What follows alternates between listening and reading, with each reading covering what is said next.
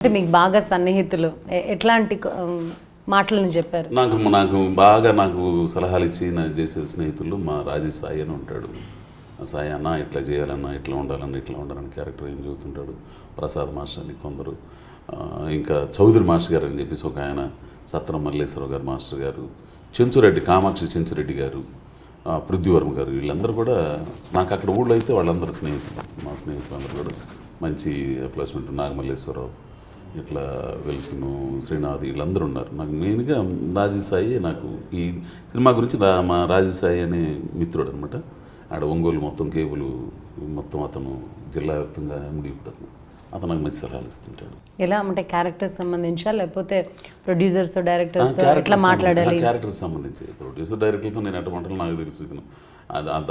అట్లా ఉండాలి అన్న తెలుసు, కానీ ఆ క్యారెక్టర్లు ఎంచుకునే విధానం ఇట్లా చేయాలన్నా, ఇట్లా ఉండాలి బాగుంటుందని చెప్తుంటారు, సలహా చెప్తుంటారు. మనకు టాలెంట్ ఒక్కటే ఉంటే సరిపోదు, లక్ ఉండాలి, మాట్లాడే విధానం తెలిసి ఉండాలి. ఇప్పుడైతే మరి ప్రతి మాట ఆచితూచి దానికి రంగులు పూసో ఇంకో చేసో మేకప్ చేసో మాట్లాడాలి. అసలు భలే బాధ వస్తుంది. ఒక టైంలో నాకు నిజంగా మామూలుగా ఏమంటే మాట్లాడిన తర్వాత ఆ టైటిల్ పెట్టి దాంట్లో మరి దారుణం ఉంటుంది. అసలు ఏందో అసలు పెట్టేసి దాన్ని చేసి ఏంద్ర స్వామి ఆయన ఏం అర్థం కాదు. కింద ఉంది కదా అని బొచ్చే ఈడు ఇష్టం వచ్చి కొట్టిపడి నువ్వు చేతులు బొచ్చి ఉంది కదా, ఏళ్ళు ఉండే కదని ఏది మాట్లాడదు. కనీసం ఆలోచన ఉండాలి కదండి. మా ఇష్టం, స్వాతంత్రం ఏందండి ఇదే ఇబ్బంది. నువ్వు అప్రిషియేట్ చెయ్యి, విమర్శించు, అదొక పద్ధతిగా ఉండాలి, అదొక ఇదిగా ఉండాలి. అంతేగాని ఒక మాట అంటే దాన్ని ముందు వెనక తీసేసి మధ్యలో తోడి పెట్టేసి చాలా ఇబ్బందికరం అండి. అసలు ట్రోల్స్ కింద కామెంట్స్ కి సంబంధించి మిమ్మల్ని బాగా హర్ట్ చేసిన కామెంట్ ఏంటి? చాలా ఇబ్బంది పెట్టారండి అసలు. ఎలా కామెంట్ చేస్తుంటారు? ఎందుకులేండి ఇప్పుడు మళ్ళీ తలుచుకుంటే మళ్ళీ అదొక పెద్ద జాతర ఏంటంటే నాకు అసలు పైరసీ దగ్గర మాత్రం నేను మొన్న బాగా ఇదేనండి. దాని దగ్గర మాత్రం తర్వాత నేను అసలు పట్టించుకో. ఇది అయిన తర్వాత రంగస్థలం వచ్చిన తర్వాత అందరు అడుగుతుంటే ఇంటర్వ్యూస్ అన్నీ కూడా, అయ్యా నేను ఉన్నదన్నట్టు మాట్లాడతాను, మీరు నన్ను కొంచెం ఇబ్బంది పెట్టి మాట్లాడగద్దు, నన్ను మీరు అట్లయితే రంగస్థలం గురించి అడగండి, నా పర్సనల్ లైఫ్ అయితే అందరికీ తెలుసు, ఇవన్నీ మాట్లాడుతుంటాను. దానికి ఒకనొక దశలో అయితే చండాలమైన కామెంట్లు పెట్టి చాలా ఇబ్బంది పెట్టారు అప్పట్లో. సరే ఏంది ఇది అనుకున్న తర్వాత ఇది అయిపోయింది. సో నాకు కొంచెం ఇబ్బంది ఇదన్నీ కూడా. సో ఏదో చిన్న ఆర్టిస్ట్ని గుర్తించి మీరు అందరు పిలిచి, ఇప్పుడు కొన్ని ఉండి ఐడియల్ బ్రెయిన్ అని చూడటంతో నేను స్పందించి, ఎందుకంటే మీరు చేస్తున్నారు సంగతి. నాకు టీఎన్ఆర్ గారు ఇది ఉంది, ఒక స్టాండర్డ్ ఉన్న ఇది కదా ఉంటాయి. ఆ స్టాండర్డ్ ఉన్నవాళ్ళు పిలుస్తున్నారు, విలువ ఉంది అని చేస్తుంటాం. నేను ఎవరిని కాదనట్లేదండి, కాకపోతే టైం లేకనా ఇది అవుతుంది. కానీ నాకు అంటే నేను అడిగిన వెంటనే చాలా ఇమీడియట్గా మీరు రెస్పాండ్ అయ్యి ఇంటర్వ్యూకి ఒప్పుకున్నారు. I felt so happy. సాధారణంగా సెలబ్రిటీస్ అంటే వాళ్ళు చాలా షూటింగ్స్తో ఎంగేజ్ అయి ఉంటారు, లేకపోతే షూటింగ్స్లో ఉంటారు, అడిగిన వెంటనే యాక్సెప్ట్ చేయరు. ఒక 1 వీక్ 10 days అలా అడుగుతూ 10th టైంకి అది ఓకే అవుతుంది. But you're the first person who has accepted me the moment when I have texted you. అంటే నాకు ఖాళీగా అంటే చెప్పారు కాబట్టి ఖాళీగా ఉంటే వచ్చి ఇది చేసేస్తాం. అందులో ఒక విలువ ఉన్న ఇది కదా. అందులో మా పైన మా చిన్నకృష్ణ గారు ఉంటారు, ఈయన టీఎన్ఆర్ గారిది ఏంది. సో అమ్మయ్య మంచి ఇది అనుకుని వచ్చేసారు. చిన్నకృష్ణ గారితో మీ అనుబంధం అయ్యో విచిత్రంగా ఉంటుందండి. మా తమ్ముడే మారుతి గారు అయితే మాత్రం, మారుతి గారు, చిన్నకృష్ణ గారు నాకు మంచి సపోర్ట్ అండి. ఎట్లా ఇంట్రెస్ట్, నా జీవితం మొత్తం ఫ్రెండ్సేనండి. ఇక్కడ నన్ను ఆదుకున్న వాళ్ళు కానీ నాకు ఒక మంచి సర్కిల్ ఏర్పడిందండి. నాకు అది గ్రేట్ అండి. నాకు ఫస్ట్ మాటీవీ రఘు తీసుకెళ్ళి రవిప్రకాష్ గారు, TV9 రవిప్రకాష్ గారు పరిచయం చేశారు. వాయిస్ ఓవర్స్ చెప్పేవాడిని తేజాలో. అక్కడ మాధవ్ గారు వీళ్ళందరూ ఉండేవాడు. ఒక 2 నెలలు పాటు అటు చెప్పిన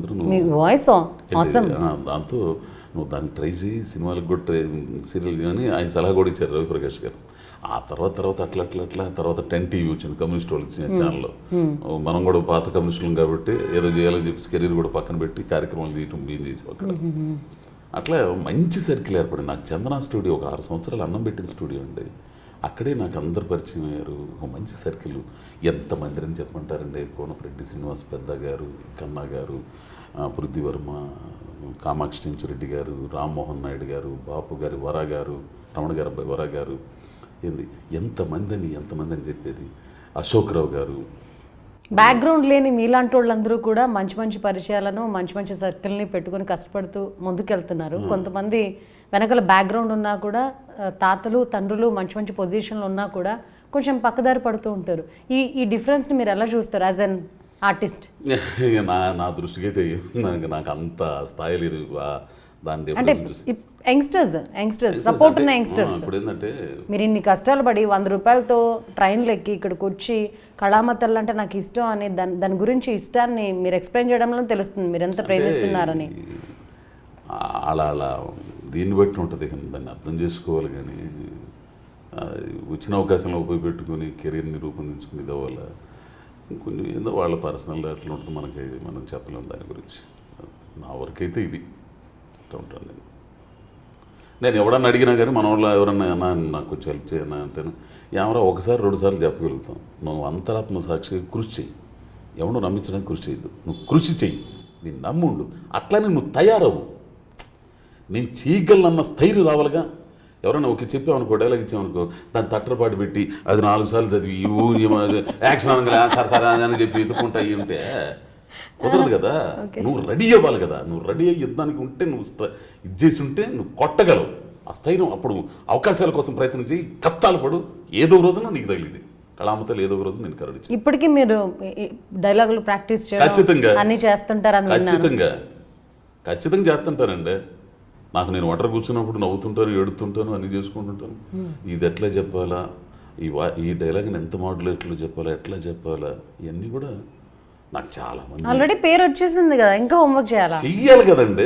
ఇప్పుడు కొత్తగా చేయాలి కదా. ఇప్పుడు ఎందుకంటే జనబాహుళ్యంలో తిరిగేటప్పుడు కొందరు మాట్లాడే పద్ధతులు ఉంటాయి, కొన్ని చాలా విచిత్రంగా ఉంటాయి. మాకు ఈ రంగస్థలం దీంట్లో మునీశ్వర గారు అని చెప్పేసి బీడీఓ ఆఫీసర్గా చేశాడు, దాంట్లో పంచాయతీ ఆఫీసర్గా మునీశ్వర్ అని.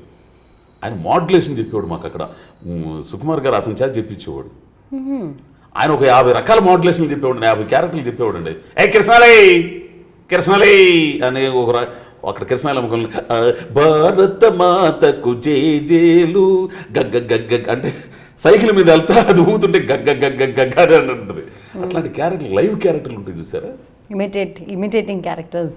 లైవ్లో అక్కడ పనిచేసిన క్యారెక్టర్లు, పీస్ మిఠాయి వాళ్ళు కానీ, ఓళ్ళలో వాళ్ళు కానీ, అద్భుతమైన క్యారెక్టర్లు, ఒక 50 క్యారెక్టర్లు చెప్తాడు ఆయన. సో అట్లాంటి వాళ్ళందరి దగ్గర నేర్చుకున్నాను నేను, నేర్చుకుంటాను కూడా, ఇంకా నేర్చుకోవాలి. అంటే